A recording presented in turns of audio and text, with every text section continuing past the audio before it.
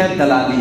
دلالی میں کیا ہوتا ہے کہ ایک بیچ میں انسان ہوتا ہے جو دونوں طرف سے معاملات طے کرواتا ہے. اس کے متعلق مسئلہ دیکھیں. دلال کی اجرت یعنی دلالی بائع کے ذمہ ہے. جو بکاتا ہے اس کے ذمہ ہے کہ دلال کا جو بھی پیسہ ہوتا ہے وہ دے، جبکہ اس نے سامان مالک کے اجازت سے بے کیا ہو. اگر دلال نے طرفین میں بے کی کوشش کی ہو اور بے اس نے نہ کی ہو بلکہ مالک نے کی ہو تو جیسا وہاں کا عرف ہو، یعنی اس صورت میں بھی اگر عرفاً بائع کے ذمہ دلالی ہو تو بائع دے اور مشتری کے ذمہ ہو تو مشتری دے، اور دونوں کے ذمہ ہو تو دونوں دیں. کیا مطلب یہ ہے کہ اگر بیچ میں کوئی ایسا بندہ ہے جو دونوں طرف سے سامان بکواتا ہے، معاملات طے کرواتا ہے، ایک دوسرے سے ملاتا ہے، تو بہت سارے لوگوں کے دماغ میں یہ رہتا ہے کہ یہ حرام ہے. حرام نہیں ہے. کسی کے معاملات میں مدد کرنا ہے یہ حرام کیسے ہو سکتا ہے؟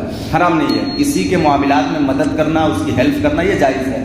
اب رہی اس میں اجرت لینا تو یہ اس کی محنت ہے، وہ اپنا وقت چھوڑ کر کے وہ یہ کام کر رہا ہے، اپنا کام چھوڑ کر کے یہ کام کر رہا ہے، تو ظاہر سی بات ہے یہ اس کا کام ہے تو اس پر اجرت لے رہا ہے. مگر دینا کس کو ہے؟ اور حقیقت میں تو یہ دینا دلالی کا پیسہ اس کا کام ہے جو سامان بکا رہا ہے، جو سامان بیچ رہا ہے. اس کی ذمہ داری ہے کہ جو بھی اس کے اوپر خرچ آتا ہے یا جو بھی وہ مانگتا ہے وہ بندہ دے جو بکا رہا بیچ رہا ہے. لیکن کسی جگہ پہ ایک ایسا ماحول بنا دیا گیا ہو کہ ایسا نہیں ہوتا کہ مطلب دونوں طرف سے ہاف ہاف دیتے، آدھا آدھا دیتے، 50-50%، یا ایسا ہوتا ہو کہ مطلب معاملات طے کرنے کے بعد 60-40 کر لیتے ہیں، ایسا بھی ہو سکتا ہے. تو عرف جہاں کا ہو، عرف اسی کو بولتے ہیں کہ وہاں کچھ آپس میں طے کر لیا گیا ہو، لوگوں میں رائج ہو گیا ہو، اسی کو عرف بولتے ہیں.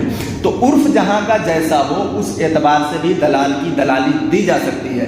لیکن جہاں کوئی عرف نہیں ہے وہاں ذمہ داری بیچنے والے کی ہے کہ معاملات طے ہو گئے ہوں تو اس کو دلال کو، ایجنٹ کو جو پیسہ دینا ہے وہ پیسہ بیچنے والا دے گا، خریدنے والا نہیں دے گا. لیکن عرف ابھی تو عرف ہی چلتا ہے زیادہ تر. وہ سب جانتے ہیں کہ دلال کو پیسہ ہم کو اتنا دینا پڑے گا، تو دونوں طرف سے لوگ جانتے ہیں. تو عرف میں جو رائج ہے وہ بھی جائز ہے.